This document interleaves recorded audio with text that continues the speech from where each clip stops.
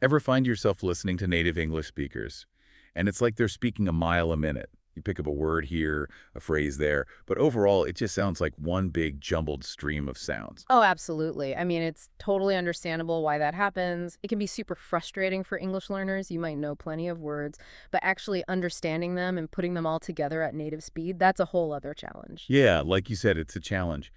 But today, we're going to try to unpack some of that. We're diving into a really interesting YouTube video that breaks down some key tips on how to understand and sound more like a native English speaker. Oh, cool. What's the video?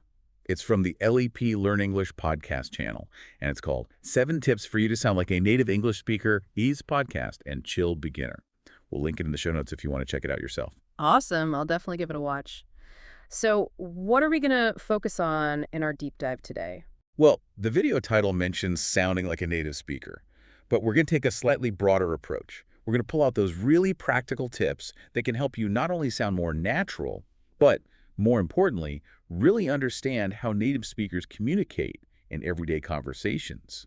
Think of it as kind of like a cheat sheet to decoding some of the trickier parts of spoken English. That sounds great. Where do we start? The video kicks off with a concept that's pretty much the foundation of natural speech: connected speech. Okay, connected speech. So, what does that mean? How does that actually work in real conversations?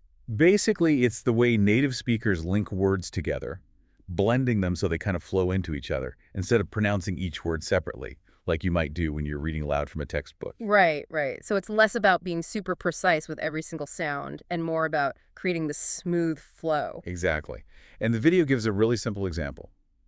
Let me see. Ah, yeah, I can see where that would be a good example. So if you were to say each word very distinctly, it would be let.me.see.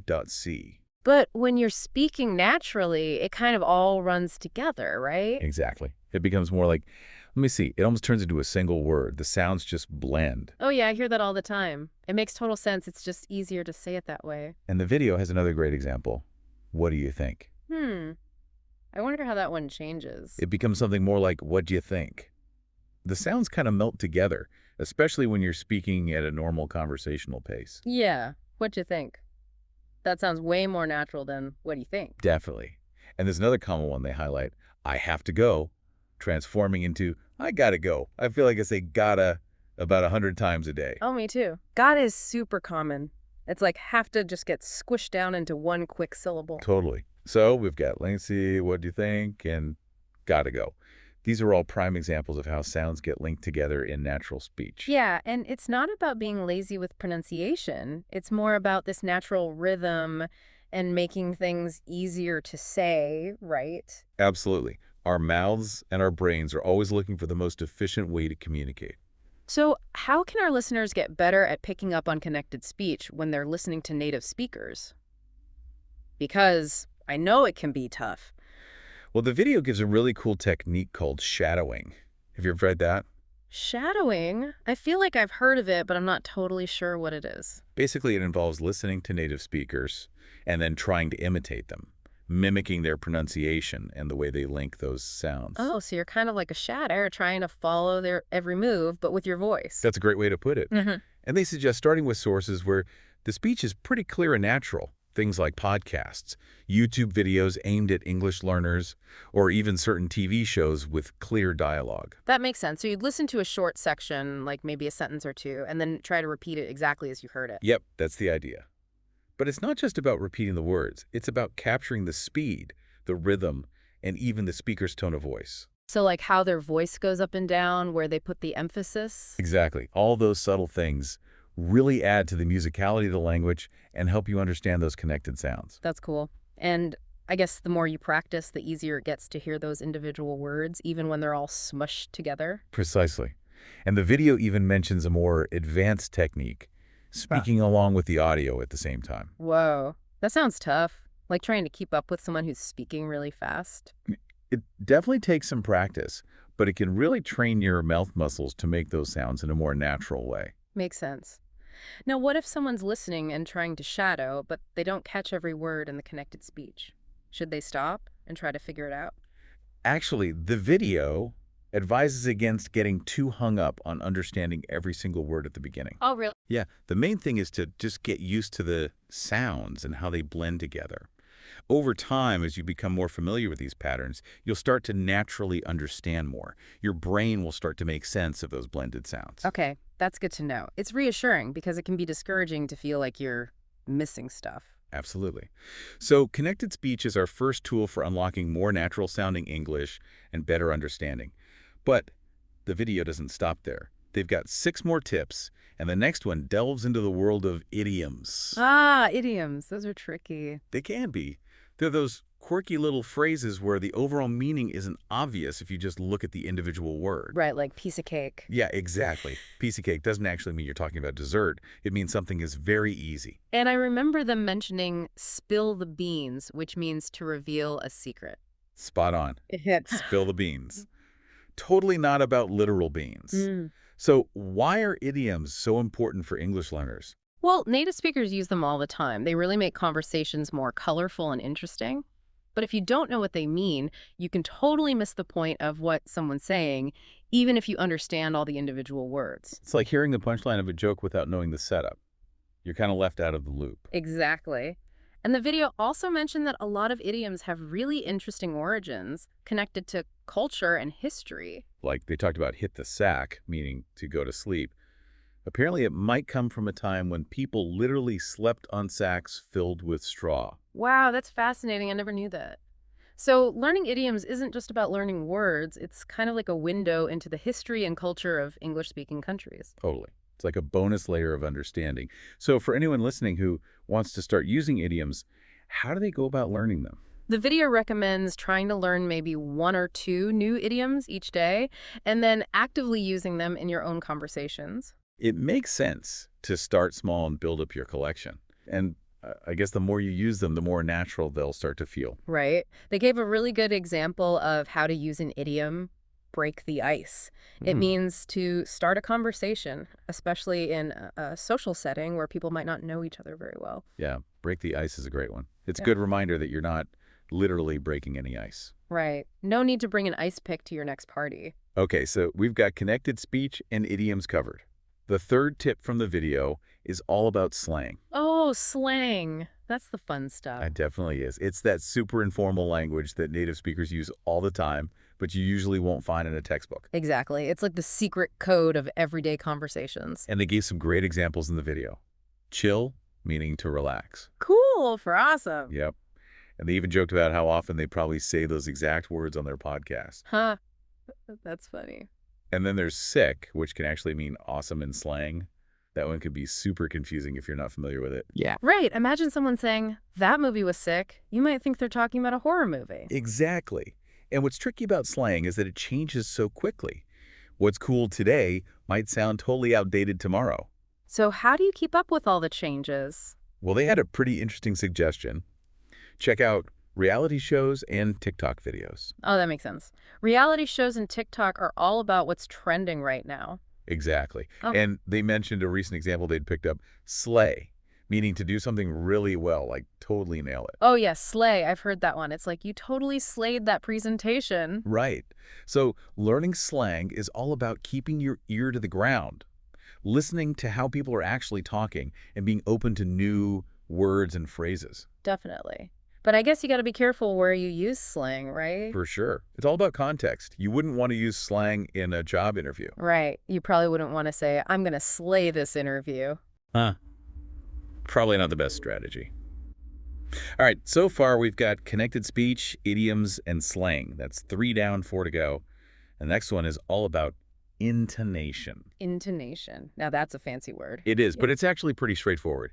It's all about the music of our speech, how our voice rises and falls when we speak. Oh, right. Like when you ask a question, your voice usually goes up at the end. Yep, that's a classic example. Yeah. But intonation can convey so much more than just whether you're asking a question. Really? Like what? It can show excitement, sarcasm, uncertainty, pretty much any emotion or intention you can think of.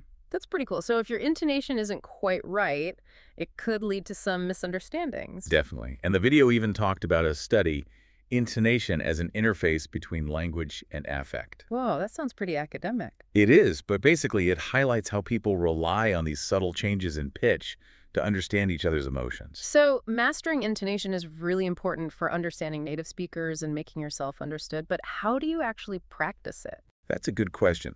The video suggests really immersing yourself in listening to native speakers and trying to copy their intonation patterns. Okay, so that means more shadowing. It is a form of shadowing, but this time you're focusing less on the individual words and more on the melody and rhythm of their speech.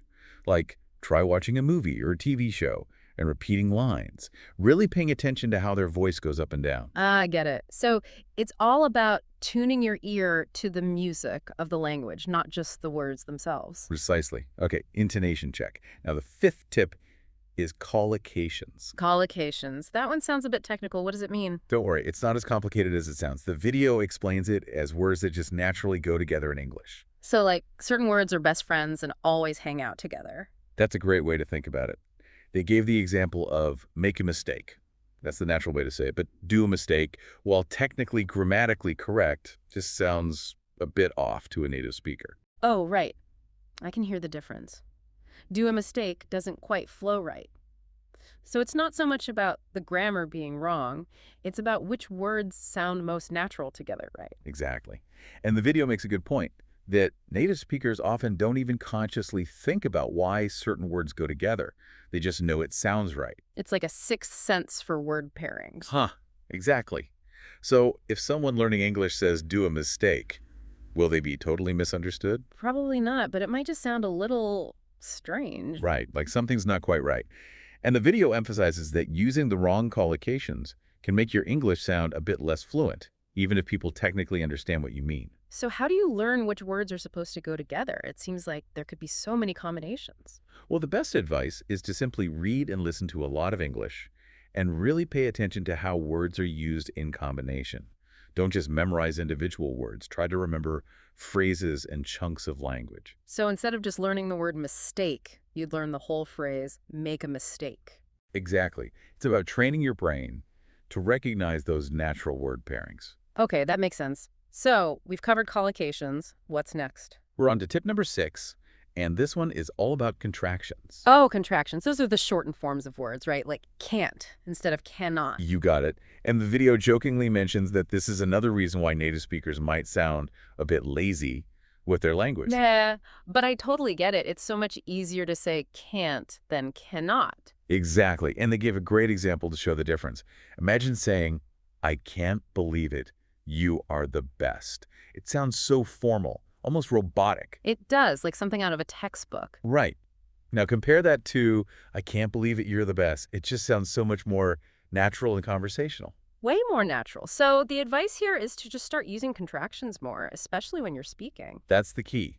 Contractions really help the language flow more smoothly, so don't be afraid to use them. Okay, I'll try to remember that. I can be a bit formal sometimes, so using more contractions would definitely help my English sound more relaxed. Awesome. All right, we're down to the final tip, and it might be the most important one of all. Oh, I'm intrigued. What is it? It's all about real-life practice. Of course. You can learn all the rules and tips, but if you don't actually use them, it's not really going to stick. Exactly. The video emphasizes that it's super important to actually practice speaking English in real-life situations, even if it feels a little scary at first. It can be scary. Like, sometimes I know the grammar rules, but when I'm in a real conversation, I just freeze up. I think a lot of English learners feel that way. But the more you practice, the more confident you'll become. And they give a great example in the context of ordering at a cafe. Oh, yeah, what was it? Instead of just saying one coffee, which can sound a bit blunt, they recommend something like, can I get a coffee, please? Yeah, that sounds so much more natural and polite. It's not just about the words, it's about the whole way you interact. Absolutely. And the video suggests that if you don't have tons of opportunities to practice speaking with other people, try to create those opportunities for yourself. Like how? You can imagine different scenarios and practice what you would say out loud. You can even role play with yourself. Oh, yeah, or maybe practice with a language partner or a friend. Those are all great ideas. So the main takeaway here is to find ways to use English in your everyday life as much as possible. Got it. Now, besides those 7 tips, they also covered some helpful vocabulary and answered a few questions, right? They did. They highlighted 10 really useful phrasal verbs and expressions that come up a lot in conversations. Ooh, I love phrasal verbs. They can be tough, but they're so useful. What were some of the ones they mentioned? Let's see, there was break something down, be sold on something, let something slip, get the hang of something, Come across something, mess something up. keep at something, pick up something, work something into something, and come off as. Those are all so useful. I'm definitely going to try to use those more often. And they also answered a few key questions that tied into the tips.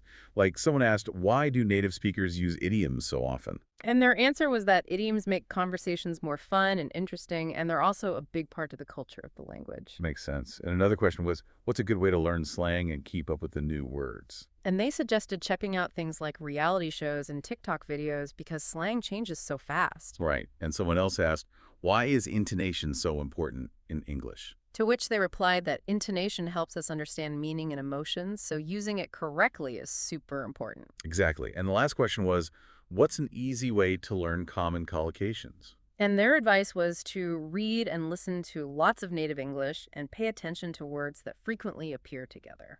Great recap. So, just to quickly summarize, the 7 key strategies to help you understand and sound more natural in English are connected speech, idioms, slang, intonation, collocations, contractions, and real-life practice. Wow, that's a lot. It's like a complete toolkit for improving your spoken English. It is. But the video made a good point. Don't try to do everything at once. Just pick 1 or 2 areas to focus on at first and gradually build from there. Right, small steps. Exactly. So for everyone listening, what's one tip from today's deep dive that you want to try this week? Maybe you can challenge yourself to use more contractions, or maybe try slipping a new idiom into a conversation. Yeah, just give it a try and see how it feels. And as you go about your week, listening to English through podcasts, music, or conversations, try to pay extra attention to the things we've talked about today. Notice how words connect. See if you can spot any idioms or slang. Listen to the speaker's intonation, and see if you can identify those natural word pairings. Being aware of these things is half the battle. So true. Well, that wraps up our deep dive for today. But before we sign off, I want to leave you with a little food for thought. Think about all the elements we talked about: connected speech, idioms, slang, intonation, collocations, contractions. How do these elements show us not just the rules of English, but also the cultural ways of thinking in English-speaking cultures? That's a really interesting question. Right. It's something to ponder. As you encounter English in your daily life, try to see those subtle connections between language and culture. It might just open up a whole new level of understanding. Thanks so much for joining us today, and we'll see you on our next deep dive.